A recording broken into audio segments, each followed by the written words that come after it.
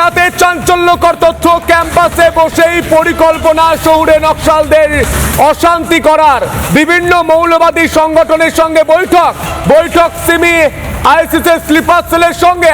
এই যে ইন্দ্রানুজের ঘটনা, এই যে পরপর যে মারধর, এই যে শিক্ষামন্ত্রীর গাড়ি আটকে দেওয়া, এই ঘটনার যখন তদন্তে কলকাতা পুলিশের গোয়েন্দারা নামলো এবং স্পেশাল ব্রাঞ্চ যখন নামলো, তখন যেটা দেখা গেল যে দিনের পর দিন ধরে কিন্তু নিষিদ্ধ বেশ কিছু সংগঠনের সঙ্গে কিন্তু যাদবপুরের পড়ুয়া বলবো না ঠিক, কিন্তু তারা হচ্ছে প্রাক্তনী এবং কেউ হয়তো আছেন পড়ুয়া, তাদের সঙ্গে কিন্তু একটা যোগসাজশ তৈরি হয়েছিল এবং সেই যোগসাজশ থেকে বিভিন্ন সংগঠনের সঙ্গে একাধিকবার যাদবপুর বিশ্ববিদ্যালয়ের ক্যাম্পাসে কিন্তু তারা বৈঠকও করেছিল এবং সেই বৈঠকগুলোর প্রতিফলন কিন্তু আমরা দেখতে পেয়েছি। কিন্তু যখন ওই দেয়ালে যে দেয়াল লিখনগুলো যেগুলো হয়েছিল, সেই দেয়াল লিখনে কিন্তু তার প্রতিফলন আমরা দেখতে পেয়েছি।